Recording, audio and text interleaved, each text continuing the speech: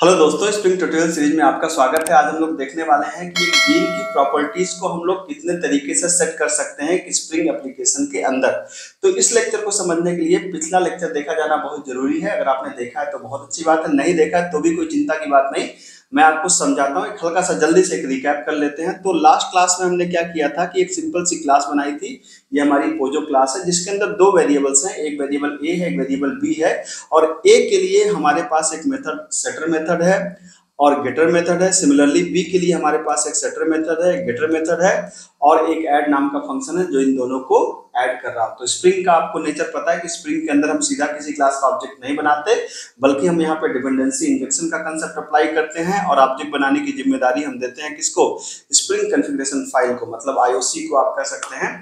तो अब spring configuration file के अंदर हमने क्या बनाया था? एक बीन बनाया था जिसके अंदर हमने उसके ऑब्जेक्ट का नाम दिया कैलसी ऑब्जेक्ट, ठीक है। और बताया कि जो हमारी क्लास है com.dks डॉट, यहाँ पे सेकंड प्रोजेक्ट डॉट कैलसी, मतलब कैलसी हमारी क्लास का नाम है। और ये पूरा कंप्लीट हमारा पैकेज का यूआरएल यहाँ पे दिया है, आप देख सकते हैं, ठीक है। अब आपने देखा था कि ये जो क्लास हमारी है, इस क्लास के अंदर दो वेरिएबल्स हैं, एक वेरिएबल ए है, एक वेरिएबल बी है। और उसी की वैल्यू को मैं इस कॉन्फ़िगरेशन फाइल के अंदर सेट कर रहा हूं कि मैंने कहा प्रॉपर्टी, मतलब जो वेरिएबल है ना उसी को यहाँ पे बोलते हैं प्रॉपर्टी। मैंने कहा जिस प्रॉपर्टी जिसका नाम ए है उसकी वैल्यू को 10 कर दो, जिसका नाम बी है उसकी वैल्यू को 20 कर दो। बिल्कुल सिंपल सी बात है।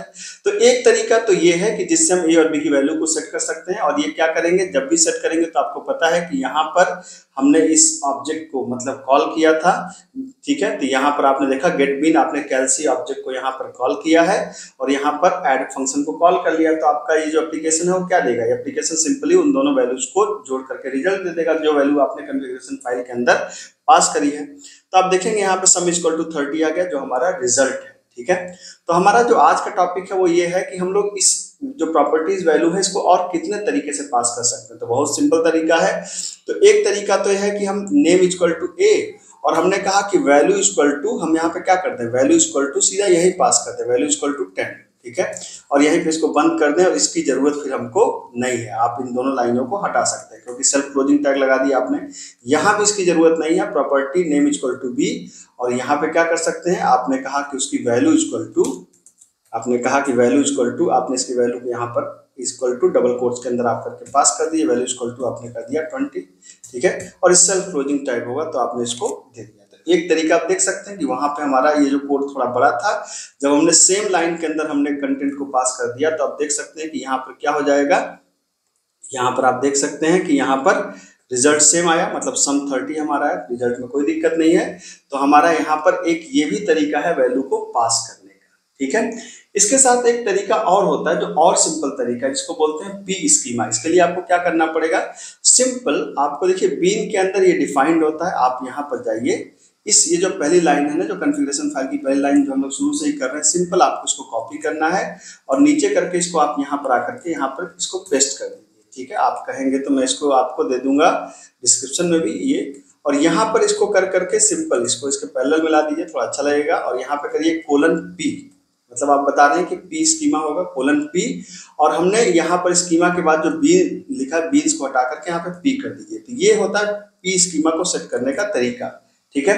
अब पी स्कीमा से वैल्यू कैसे पास होती है, एकदम सिंपल तरीका है। आपने जो यहाँ प्रॉपर्टी कर रहे हैं या आप यहाँ पर ये भी हटा दीजिए, इसकी भी जरूरत नहीं है आपको। बिल्कुल सिंपल तरीके से आप कैसे पास कर सकते हैं, आप यहाँ पर जाइए, आप यहाँ पे कहिए पी कोलन प्रॉपर्टी वैल्यू का नाम क्या है ए, आपने कहा वैल्यू इक्वल टू 10, ठीक है।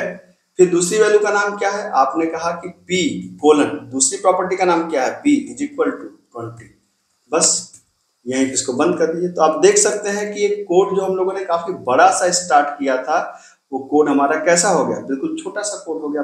रन कराया, एकदम आउटपुट आपके सामने देखिए सही आउटपुट आ रहा है, ठीक है। तो हम लोगों ने जब शुरुआत करी थी तो क्या था कि हम लोगों ने काफी बड़ा सा एक सिंटैक्स फॉलो किया था और अभी आप देख सकते हैं कि बिल्कुल एक छोटा सा सिंटैक्स हो गया। तो इतने तरीके से वैल्यूज को आप दे सकते हैं, प्रॉपर्टी के अंदर वैल्यू करके दे सकते हैं, या तो सीधा प्रॉपर्टी के सामने ही वैल्यू को आप दे दीजिए, या आप पी स्कीमा का यूज करके और सॉर्ट कर सकते हैं वैल्यू देने का तरीका। तो मेरे ख्याल से कंटेंट आपको पसंद आया होगा, पसंद आया तो चैनल को सब्सक्राइब करिए। मिलते हैं अगले लेक्चर में। Thank you so much.